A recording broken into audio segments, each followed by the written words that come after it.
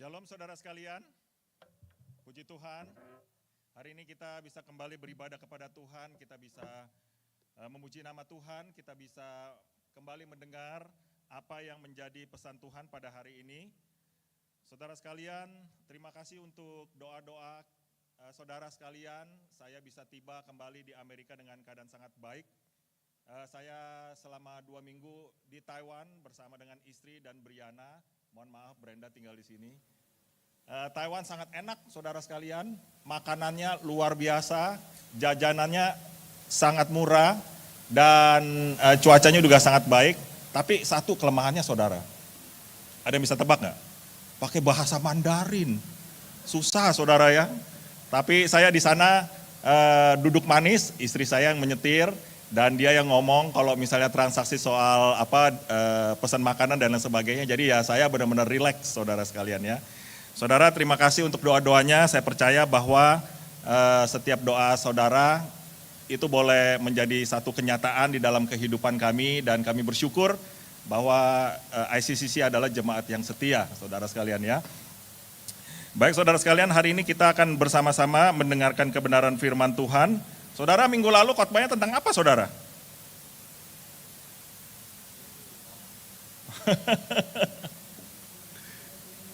Iya betul. Saudara, minggu lalu Pastor Grace khotbah soal tentang bagaimana menjaga atau mengendalikan lidahmu, saudara sekalian ya. Dan hari ini kita akan belajar dan melanjutkan kembali bagaimana kita sebagai anak Tuhan, yaitu menabur benih damai, saudara. Oh, oke, muncul. Thank you. Nah, saudara, sebelum kita akan melanjutkan untuk khotbah kita, mari kita bersama-sama. Saya mengajak kita untuk membuka Yakobus 3, saudara. Yakobus 3 ayat 13 sampai ke 18. Yakobus 3 ayat 13 sampai 18 kita akan baca sama-sama, saudara sekalian. Saudara bacanya dengan suara yang keras, saudara ya. Jadi kita akan bersama-sama membaca dan sambil kita merenungkan isi hati Tuhan dan kita mencoba tenggelam di dalam pesan dari firman Tuhan. Kalau saudara yang tidak punya Alkitab atau tidak bawa Alkitab, saya sediakan untuk saudara di depan. Nah, ini dia. Ya, oke, yuk kita baca. 1, 2, 3. Di antara kamu yang bijak dan berbudi, baiklah ia dengan cara hidup yang baik menyatakan perbuatannya oleh hikmat yang lahir dari kelemah lembutan. Jika kamu menaruh perasaan iri hati dan kamu mementingkan diri sendiri, janganlah kamu memegahkan diri dan janganlah berdusta. Kebenaran, itulah bukanlah hikmat yang datang dari atas, tetapi dari dunia dan setan-setan.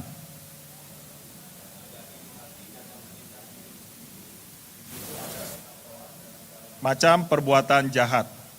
Tetapi hikmat yang dari atas adalah pertama-tama murni, selanjutnya pendamai, peramah, penurut, penuh belas kasihan dan buah-buah yang baik, tidak memihak dan tidak munafik. Dan buah yang terdiri dari kebenaran ditaburkan dalam damai untuk mereka yang mengadakan damai. Nah saudara sekalian, kalau misalnya saudara masih ingat khotbah Pastor Grace kemarin, minggu yang lalu, itu khotbah tentang bagaimana kita harus mengendalikan lidah kita.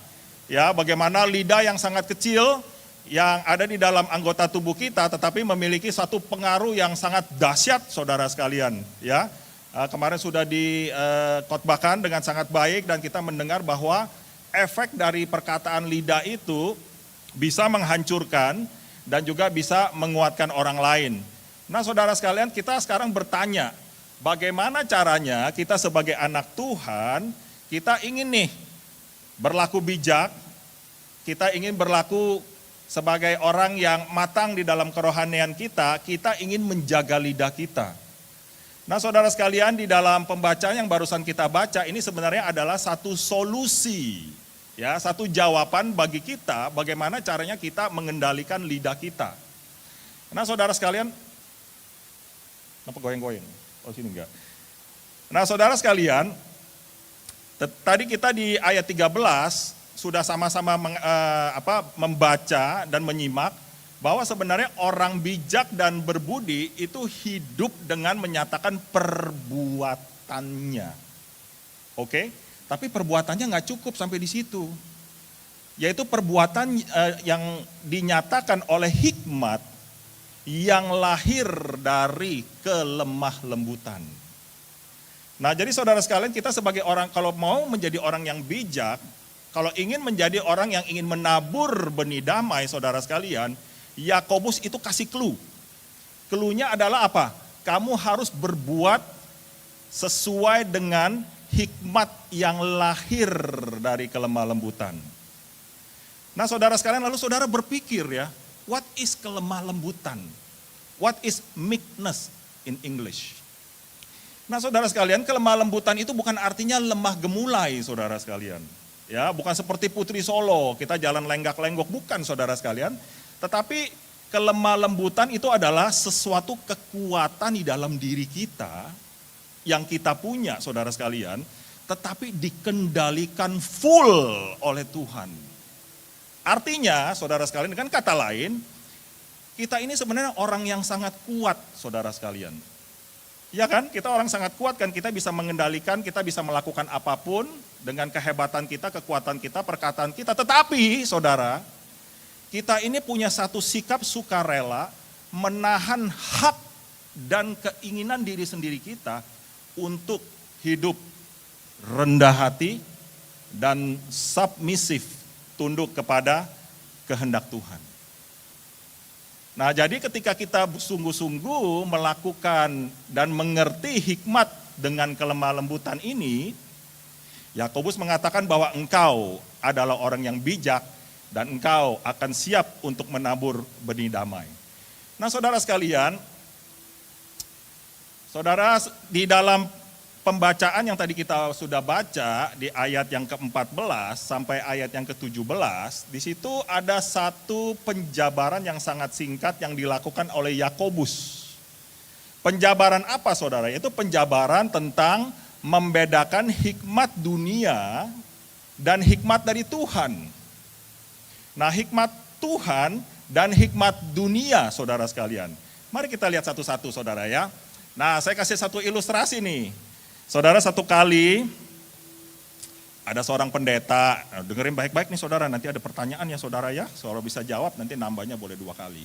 Oke, ada seorang pendeta, seorang ahli komputer, seorang pramuka, dan pilot. Ayo ulang sekali, satu tadi apa? Pendeta. Kedua, ahli komputer. Ketiga, pramuka. Keempat, pilot. Nah, mereka berempat ingin melakukan satu perjalanan yang cukup di dalam daerah pedalaman dan mereka harus mengendarai bersama-sama menaiki satu pesawat yang kecil. Nah, lalu karena cuaca nggak baik dan juga tekanan udara juga nggak baik, saudara sekalian, tiba-tiba pilotnya ngomong begini, wah ini pesawat akan jatuh nih, ya. Jadi kita harus keluar dari pesawat ini, saudara sekalian. Tetapi problemnya, kata pilotnya, parasutnya itu cuma 3. Parasutnya itu cuma 3, saudara. Jadi saya kan pilot, saya punya anak, punya istri, dan saya harus punya kewajiban untuk nyetir pesawat yang lain. Jadi saya sangat dibutuhkan. Kalau gitu saya jalan dulu ya. Lalu dia pakai parasutnya yang ke-1, lalu dia keluar. Lalu parasutnya tinggal berapa, saudara? Tinggal 2 untuk 3 orang. Nah, kemudian ahli komputer. Ahli komputer biasa jago ya saudara ya. Pinter nggak ahli komputer? AI, terus ya apa tuh? Jalanin semua komputer-komputer yang sekarang ya, yang teknologi dan lain sebagainya. Pinter kan? Lalu si ahli komputer ini ngomong bilang begini, selain pilot, saya juga pinter. Saya ini orang paling pinter di dunia. Lihat semua dunia sekarang kan pakai AI, teknologi. Saya sangat dibutuhkan. Untuk itu, saya juga harus menyelamatkan diri dan saya harus keluar dari pesawat ini. Dia keluar nggak saudara? Dia keluar. Lalu dia ambil satu tas saudara, dia pakai, keluar. Wah, yang tinggal sisa siapa? Pendeta dan pramuka. Anak pramuka biasa baik-baik saudara ya, lucu-lucu gitu ya. Dan dia cute-cute gitu saudara ya. Tapi pendeta kan, akhirnya si pendeta ngomong begini sama anak pramukanya. Nah, Bapak pendeta ini sudah banyak makan asam garam. ya, sudah menjalani segala kehidupan di dalam dunia ini.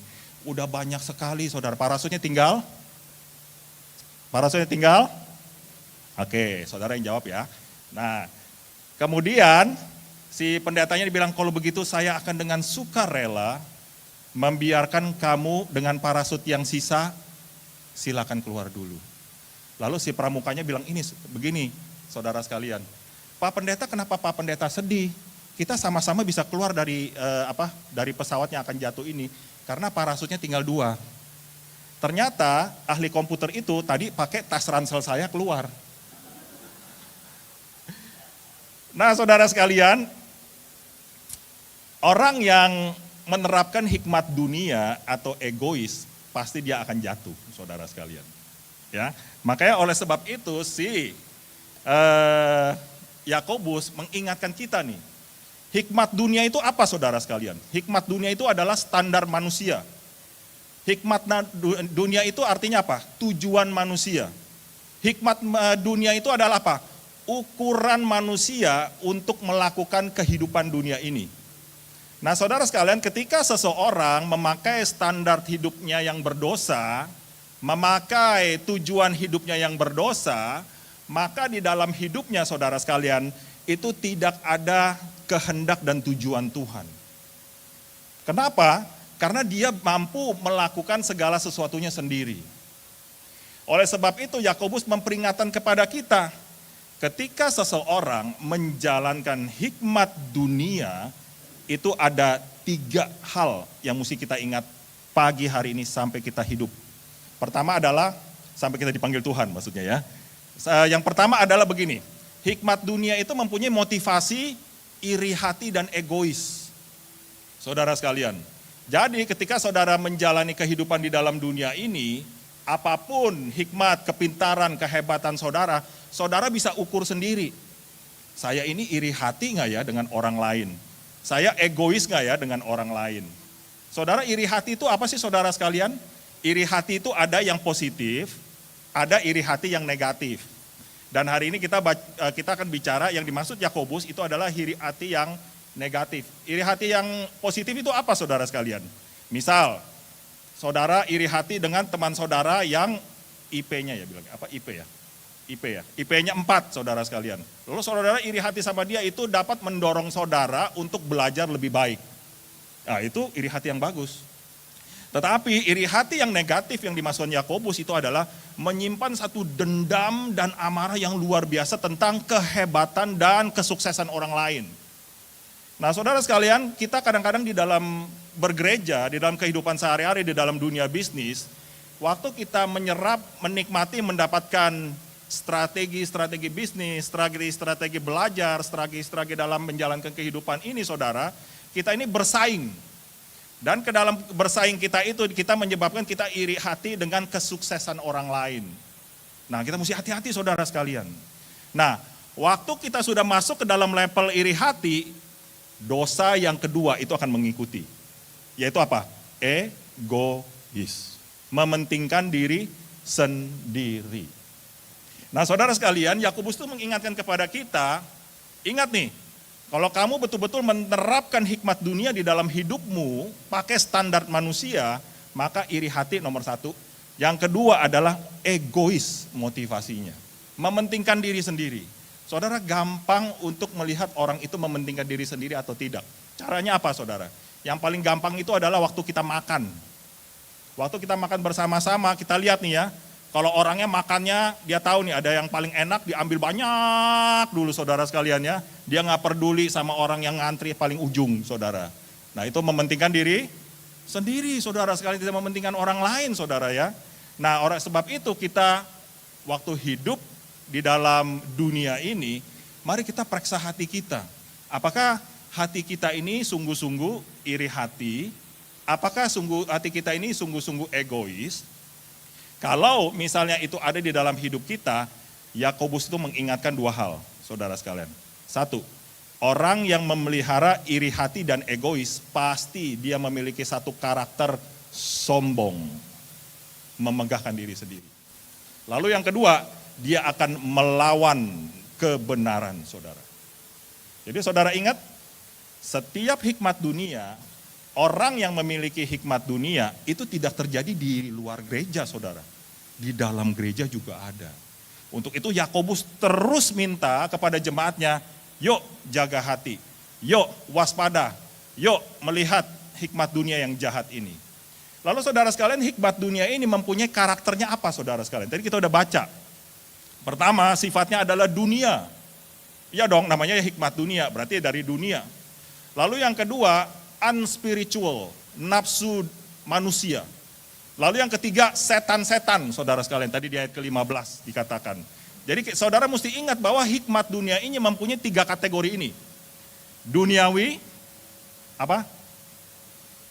Yang kedua, unspiritual, nafsu manusia. Yang ketiga, setan-setan. Artinya apa? Hikmat dunia ini adalah pekerjaan setan. Saudara ingat pekerjaan setan itu yang paling besar itu ada 2. Yang pertama, menipu. Bapak dari segala dusta adalah Lucifer, si setan, si iblis. Yang kedua, saudara sekalian, pekerjaan setan yang paling nyata adalah menghancurkan anak-anak Tuhan. Mencerai-beraikan anak-anak Tuhan. Membuat gereja hancur lebur. Nah saudara sekalian ingat, waktu kita sebagai anak Tuhan menerapkan hikmat dunia, kehebatan kita berpegang kepada satu orang yang kita anggap hebat, maka di situ akan ada iri hati dan egois. Lalu saudara, yang paling gawatnya lagi, akibat yang paling besar itu adalah kekacauan dan perbuatan jahat, saudara sekalian. Oleh sebab itu ketika kita jalan di dalam kehidupan ini, mari kita bersama-sama melihat kehidupan kita untuk lebih fokus kepada hikmat dari atas. Nah, hikmat dari atas apa, saudara sekalian? Hikmat dari atas itu sudah pasti adalah hikmat Tuhan, ya. Jadi orang yang betul-betul memfilter hidupnya dengan hikmat Tuhan, maka sudah pasti, saudara sekalian, otomatis dia akan membawa damai dan akan menjadi solusi bagi kehidupan orang lain. Nah saudara, waktu saudara dengar khotbah ini, pasti saudara bergejolak nih di dalam hati saudara sekalian. Karena di dalam hidup kita, di dalam hati kita, itu ada 2 hikmat. Ya kan? Kita dengar dari Instagram, kita dengar dari sekolah, kita dengar dari TV, kita dengar dari radio. Itu kan segala macam hikmat dunia, bukan? Tetapi saudara sekalian, kita jangan lupa, kita harus memfilter hikmat dunia itu dengan hikmat Tuhan, saudara sekalian. Pertama apa? Pertama ini, murni. Tadi di Yakobus 3 ayat 16 dikatakan bahwa, 17 dikatakan bahwa, pertama-tama hikmat dari atas itu, Yakobus itu sampai bilang, pertama-tama murni. Pertama-tama harus murni. Ketika kita menjalani kehidupan ini, saudara sekalian, waktu kita beribadah kepada Tuhan, waktu kita melayani Tuhan, saudara harus mempunyai hati yang murni, saudara. Murni itu gampang. Kalau saudara pergi, ya, dan saudara pengen beli susu, saudara kan bilang susu murni. Susu murni artinya apa? 100% mengandung susu, saudara sekalian. Nah sama, waktu Yakobus mengatakan murni, pertama-tama adalah murni, artinya apa? Hidupmu tuh harus murni di hadapan Tuhan. Jangan ada keinginan manusia, jangan ada kejahatan manusia yang mencoba ingin mencampur aduk kehidupan kamu. Saudara sekalian, hidup murni itu adalah hidup yang dipakai oleh Tuhan. Orang yang hidup murni adalah orang yang dipakai oleh Tuhan. Karena Tuhan itu melihat hati, saudara sekalian. Tuhan itu tidak melihat perilaku kamu, Tuhan tidak melihat wajah kamu, tetapi yang lebih penting adalah Tuhan melihat hatimu, saudara sekalian. Jadi, waktu kita sebagai anak Tuhan, hidup di dalam kehidupan kita ada filter pertama, murni. Jadi waktu saudara berbuat, berkata-kata, konflik sama orang lain, saudara harus punya sifat murni ini, saudara sekalian. Apakah waktu saya berdamai, saya menjalankan konflik ini, saya hidup dalam konflik ini, saya ingin mendamaikan orang, apakah saya punya hati yang murni ya? Apakah saya hanya membela satu pihak tertentu? Jangan, saudara sekalian. Lalu gunakanlah murni ini sebagai hikmat yang membawa hidup saudara lebih benar di hadapan Tuhan. Yang kedua, pendamai. Saudara, orang yang pendamai itu adalah orang yang tidak cari ribut. Orang pendamai itu adalah orang yang suka mendamaikan orang lain. Orang yang pendamai itu adalah orang yang tidak mau orang lain saling berantem, saudara. Tetapi ingat, orang yang pendamai itu adalah orang yang bukan berarti diam terhadap ketidakbenaran. Saudara harus bedakan ini. Saudara diam, kalau misalnya saudara ada sesuatu hal yang tidak benar, dan saudara tidak melakukan apa-apa, saudara tetap salah loh. Yang paling benar adalah ketika saudara tahu ada sesuatu yang tidak benar, dan saudara sebagai pembawa damai, saudara harus mempertahankan kebenaran itu di dalam hidup komunitas kamu. Nah saudara sekalian, yang ketiga adalah peramah. Nah peramah ini sebenarnya dalam bahasa Grekanya ini tidak ada terjemahannya, saudara. Jadi peramah ini maksudnya adalah, saya tahu ada kata Indonesia namanya ramatama, dalam bahasa Inggrisnya itu adalah gentle. Nah di dalam bahasa aslinya waktu Yakobus menuliskan ini itu tidak bisa diartikan langsung dalam bahasa Indonesia dan dalam bahasa Inggris. Nah peramah ini maksudnya adalah orang yang sanggup untuk melunakkan satu hukum karena belas kasihan. Contohnya apa? Saudara kalau punya anak, saudara udah bikin satu hukum, tetapi saudara kasihan sama anak ini, saudara biasa kasih sedikit kelonggaran, bukan? Iya kan? Kalau saudara punya anak. Lalu kalau misalnya saudara hidup di dalam dunia ini, saudara sekalian, saudara ketika mencoba ingin menerapkan hikmat Tuhan, maka saudara harus memiliki satu sikap peramah ini, saudara. Jadi orang yang ramah adalah orang yang memiliki hati Kristus. Saudara sekalian, ketika Kristus mati di kayu salib, ya, dia lihat kita manusia itu penuh akan dosa, saudara. Ya, penuh akan dosa.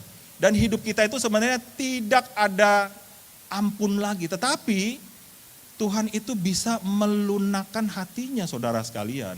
Karena kita itu adalah orang-orang yang dibelas kasihani oleh Tuhan. Lalu yang keempat, penurut. Jadi saudara, penurut itu adalah apa? Penurut itu adalah submissive. Orang yang tunduk. Saudara sekalian, ketika kita menjalani kehidupan dalam dunia ini, saudara, kita ini adalah belajar untuk menjadi penurut-penurut Tuhan.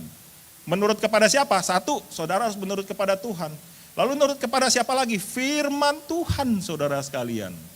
Lalu yang ketiga, saudara harus belajar nurut kepada orang-orang yang di atas saudara, yang Tuhan tempatkan di dalam hidup kamu. Siapa saudara? Orang tua, pendeta, majelis, orang-orang senior yang ada di sini, yang mempunyai kerohanian yang baik, yang berbicara kepada saudara, mendorong saudara agar saudara itu bisa matang di dalam segala kerohanian. Nah saudara, kalau misalnya ada satu perkataan nasihat itu tidak cocok dalam hatimu, maka saudara harus belajar untuk submisif. Saudara harus belajar untuk menjadi penurut. Ya saudara sekalian. Lalu yang kelima, penuh belas kasihan. Nah saudara sekalian, orang yang penuh dengan belas kasihan itu adalah orang yang bisa yang memiliki hati belas kasihan terhadap orang yang menderita. Orang yang kena sakit, saudara sekalian. Dan orang yang penuh belas kasihan itu adalah orang yang melihat dan memiliki satu belas kasihan kepada orang yang berdosa. Waktu Yesus berkhotbah, hatinya tergerak dengan belas kasihan melihat begitu orang banyak. Nah saudara sekalian, ingat waktu kita menjalani kehidupan dunia ini, saudara, mari kita menjadikan penuh belas kasihan itu di dalam kehidupan kita. Lalu yang keenam, buah-buah yang baik. Apa sih maksudnya buah-buah yang baik? Saya tahu apel, jeruk, anggur itu buah, saudara ya. Ini maksudnya apa? Apakah hikmat Tuhan kita harus beli buah dulu ke 99 Ranch? Lalu bagi-bagi gitu. Maksudnya di sini adalah buah-buah yang baik begini, saudara sekalian. Ketika saudara menjalani nomor 1 sampai nomor 5, ini adalah kesempatan saudara untuk menjadikan itu sesuatu hal yang nyata di dalam hidupmu. Kamu murni, jadikan itu buah. Kamu pendamai, jadikan itu buah. Kamu peramah, jadikan itu bukan peramal, saudara ya, peramah ya, menjadi peramah, saudara jadikan itu buah. Lalu terapkan itu di dalam kehidupan kamu. Jadikan itu buah yang baik sehingga hikmat Tuhan itu akan nyata dan terus hidup di dalam hatimu. Lalu yang ketujuh, saudara, tidak memihak. Kalau misalnya saudara ingat khotbah saya tentang favoritisme, tidak memihak itu simpel saudara sekalian, kita tidak memihak kepada salah satu orang. Tetapi kita menerapkan satu cinta kasih Tuhan, kita terapkan kita mengasihi Tuhan dan mengasihi sesama kita manusia dalam artian there is no keberpihakan di dalam hati kita.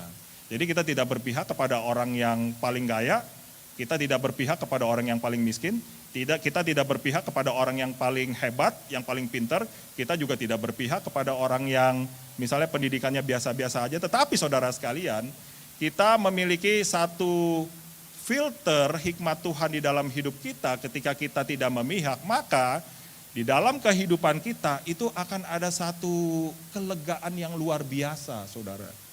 Saudara pernah nggak mengalami di dalam kehidupan ini, ketika saudara menjalani firman Tuhan, hidup saudara itu sepertinya sudah enak benar bersama dengan Tuhan. Jadi saudara itu tidak ada beban, saudara. Saudara tidak akan peduli apa omongan orang lain, yang penting hidup saya bersama dengan Tuhan. Nah saudara sekalian, ketika kita belajar untuk tidak memihak saudara sekalian, maka kita akan melihat hikmat Tuhan itu akan bekerja di dalam kehidupan kita, dan kita akan menjadi orang yang sangat bijak dan berpengertian. Sehingga dengan begitu kita akan mulai menabur benih damai di dalam kehidupan kita. Yang ke-8, tidak munafik.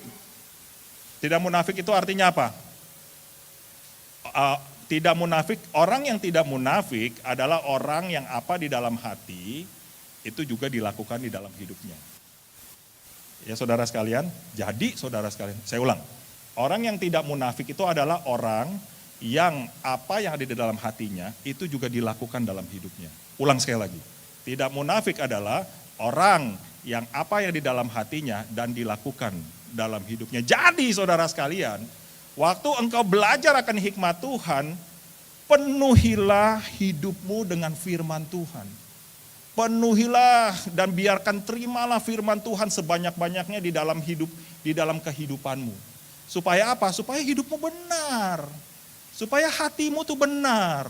Supaya pikiranmu tuh benar. Sehingga apa saudara sekalian? Sehingga hidupmu ketika engkau melakukan sesuatu untuk pekerjaan Tuhan, melakukan sesuatu untuk orang lain, karena itu bukan sesuatu hal yang palsu. Bukan sesuatu hal yang dibuat-buat, tetapi benar loh. Saya lakukan ini karena saya cinta Tuhan, untuk itu saya lakukan ini saudara. Saudara sekalian, di dalam gereja kita, hampir 40% adalah orang-orang yang melayani. Dan mereka itu tidak dibayar sama sekali. Bahkan mereka itu harus bayar bensin, harus bayar Uber, harus bayar waktu mereka. Kenapa saudara sekalian? Karena mereka cinta Tuhan. Jadi ketika kita sama-sama belajar untuk memenuhi hidup kita saudara sekalian, maka di dalam kehidupan kita tuh enak saudara. Ya, karena kita mau belajar untuk hidup seperti apa yang Tuhan ajarkan di dalam hidup kita. Jadi enak kalau misalnya kita dalam melayani tetapi hati kita dipenuhi dengan kuasa Tuhan, dengan firman Tuhan, maka kehidupan kita itu akan banyak hal-hal yang baru saudara sekalian. Saudara pernah gak sih di dalam kehidupan ini saudara berpikir ya, aduh kok saya jadi orang Kristen setiap hari biasa-biasa aja ya. Besok hari apa? Senin ya. Besok hari Senin kayaknya biasa-biasa aja, tidak ada yang baru dari Tuhan. Permisi, mohon maaf tanya, udah baca firman belum? Udah baca firman belum? Kalau misalnya saudara tidak baca firman, bagaimana Tuhan itu memberkati hidupmu? Saudara harus baca firman, kenapa? Karena firman Tuhan itu adalah Tuhan yang berbicara kepada kamu. Jadi syaratnya kalau kamu ingin hidupmu diperbaharui dan mengalami transformasi dari Tuhan, maka saudara harus baca firman Tuhan. Nggak ngerti Pastor Bun. Sekarang saya tanya, waktu kamu SD, kamu belajar kali-kalian susah nggak? Susah setengah mati kan, mesti latihan terus kan. Nangis lagi satu kali dua, nangis gitu ya disuruh. Belajar kata mama, cepetan, kalau nggak sabet gitu kan. Tapi kita mau belajar saudara sekalian. Kenapa? Kita mau baca firman Tuhan yang adalah God's word for our life. To give us victory, to give us transformation. Tapi kita nggak mau belajar dan mendalami kebenaran firman Tuhan saudara. Mari saudara kita belajar untuk kembali mengubah cara berpikir kita, mindset kita supaya kita hidup lebih benar di hadapan Tuhan. Amin. Bacalah firman Tuhan dengan sungguh-sungguh. Saudara, baca firman Tuhan itu gampang saudara sekalian. Yang paling susah tuh nahan ngantuknya ya. Ya, apalagi kalau misalnya kita lakukan di pagi sih enggak ya. Apalagi kalau kita dilakukan malam.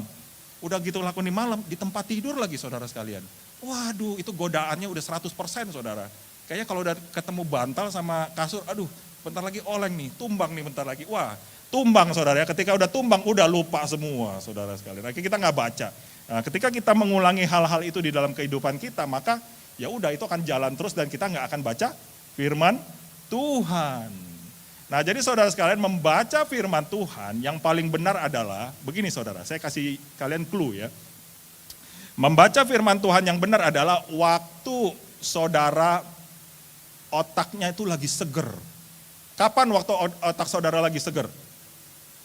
Waktu saudara bangun, saudara udah makan, ya saudara baca firman Tuhan. Ini untuk orang-orang yang punya kebiasaan bangun pagi dan susah baca firman ya.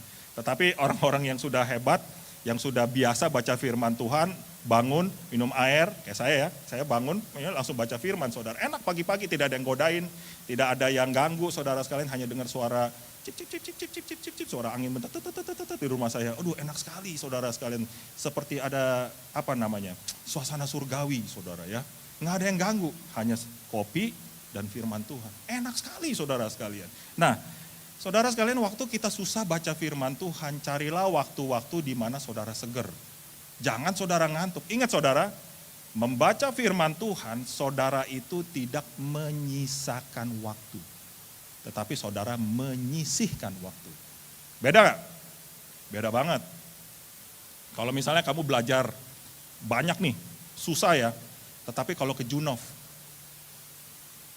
ayo gua tanya sekarang, lu menyisihkan waktu apa menyisakan waktu? Jawab yang jujur. Hah? Saudara, meskipun kamu ya seberat-beratnya belajar, tapi kalau kena dengar kata Junov, aduh langsung melayang saudara sekalian ya. Pengen ke sana ya. Saudara menyisihkan waktu sebisa-bisanya untuk pergi ke sana. Ketemu teman, bubble tea dan lain sebagainya. Nah saudara, demikian juga. Ketika kita sama-sama belajar firman, saudara sekalian, yuk kita mengusahakan untuk melakukan pembacaan firman Tuhan kita di waktu-waktu yang kita lagi seger, saudara sekalian. Jadi ingat, baca firman itu tidak menyisakan waktu, tapi kita menyisihkan waktu untuk Tuhan. Amin? Bisa nggak? Kurang kenceng nih, hanya Pastor Grace yang bisa, Bapak Yudi. Bisa? Amin ya, amin. Nanti kita bikin satu gerakan ya Stephen ya, baca Alkitab sama-sama ya, catat satu-satu ya, siapa yang ini ya. Wah, kita lihat ya. Nah, oke. Nah, sekarang kita lihat lagi nih saudara. Jadi orang yang bijak, dari tadi kita ngobrol, kita mendengar, orang yang bijak itu, yang berlaku bijak adalah orang yang melakukan kehidupannya itu dengan hikmat kelemah lembutan, saudara ya. Lalu juga ketika kita ingin melakukan kehidupan kita sehari-hari, maka hati kita juga bergumul, ada hikmat dari dunia, juga ada hikmat dari Tuhan. Tetapi Yakobus itu memberikan satu filter yang indah, saudara. Jadi kita itu gampang untuk membedakan mana yang benar dan mana yang salah. Nah, kenapa saudara sekalian, Yakobus itu memberikan satu filter yang sangat penting bagi anak-anak Tuhan. Kenapa saudara sekalian? Karena ini. Karena seperti iman, saudara. Iman itu kan, saudara bisa lihat iman, kecuali orang yang namanya iman ya. Saudara bisa lihat iman, saudara? Can you see faith? Nggak bisa, saudara sekalian. Sama. Hikmat itu juga tidak bisa kita lihat. Tapi dia terus bercokol nih di dalam hati kita, saudara sekalian. Nah, jadi ketika orang yang menerapkan hikmat Tuhan yang ke-8 tadi, saudara, maka dia itu akan mudah sekali menerapkan semuanya itu di dalam perilaku dan menjadikan kita pembawa damai di dalam kehidupan kita. Sambil contoh saudara ya, kalau saudara benar-benar memiliki hati yang murni di hadapan Tuhan, kalau saudara sungguh-sungguh benar-betul menguasai apa itu artinya murni di hadapan Tuhan, maka dimanapun engkau berada, engkau akan menjadi pembawa damai dan membawa kebenaran. Nah jadi saudara ingat, Kita belajar akan kebenaran firman Tuhan, kita belajar untuk menjadi anak Tuhan yang benar. Di dalam setiap kehidupan kita akan terus untuk menjadi pembawa damai. Kita akan terus menghidupi hikmat Tuhan di dalam kehidupan kita. Nah, saudara sekalian, lalu saudara tanya ya, bagaimana sih caranya menabur benih damai, saudara? Ini contoh soal, ya. Begini, sekarang saya tanya, siapa di dalam ruangan ini yang dalam hidupnya nggak pernah menghadapi konflik? Ada yang nggak pernah menghadapi konflik? Gracie aja, anaknya Pak Marcel sama Bulien aja konflik terus. Ya, siapa ada yang nggak pernah? Semua pernah kita menghadapi konflik, saudara sekalian. Suami istri kalau datang ke gereja konflik dulu gak? Hah? Enggak ya, kayaknya di sini ya. Oke ya. Nah, saudara sekalian, begini caranya. Kita belajar ya. Wah, tadi kita udah panjang lebar nih, udah ngomong 30 menit, saudara ya. Bagaimana kita menghadapi konflik, bagaimana kita menaburkan benih damai di dalam kehidupan kita. Caranya begini, gampang saudara. Waktu saudara menghadapi konflik, ya saudara kan berantem tuh ya sama orang, saudara ribut besar sama orang, saudara itu tekan tombol pause. Pause itu artinya apa? Berhenti. Kalau saudara ribut besar dengan pasanganmu, dengan temanmu, dengan bos kamu, dengan coworker kamu press the pause button. Waktu kamu press the pause button, ya, kamu kembali rethinking, ya, memikirkan kembali ke-8 hikmat yang Tuhan sudah berikan. Saudara jangan berpikir yang hikmat dunia, saudara. Ada iri hati, ada egois, tapi engkau pikirkan yang ke-8 itu. Oh ya Tuhan, saya ingin belajar hidup murni. Oh Tuhan, yes, saya mau hidup damai. Oh yes Lord, ayo saya mau ingin menjadi penurut. Yes Lord, saya tidak ingin munafik dan lain sebagainya. Lalu saudara, belajar untuk menerapkan hikmat surgawi itu sebagai filter di dalam kehidupan kita. Maka saudara, kalau misalnya kita betul-betul sungguh-sungguh melakukan ini semua, maka saudara akan menjadi penabur benih damai dimanapun saudara berada. Amin. Amin. Yuk kita berdoa. Bapa di surga, terima kasih atas kebenaran firman-Mu yang mengajarkan kami bagaimana kami harus hidup menjadi pembawa-pembawa damai yang menaburkan benih-benih kebenaran. Tuhan, sebelum kami melakukan itu, biarlah kami ingin belajar untuk menerapkan hikmat Tuhan di dalam kehidupan kami. Agar ketika kami menjalani hidup ini, kami tidak salah, kami tidak serong, kami tidak iri hati, kami tidak egois, kami tidak ingin memecah belah, tapi biarlah kami ingin membawa damai Tuhan di dalam kehidupan kami dimanapun kami berada. Pimpin kami Tuhan, jadikan kami sebagai garang dan terang dunia dimanapun kami berada, dan terlebih biarlah hati kami boleh semakin hari dibersihkan dan dimurnikan oleh kebenaran firman-Mu. Terima kasih Tuhan, dalam nama Tuhan Yesus kami berdoa. Amin. Amin.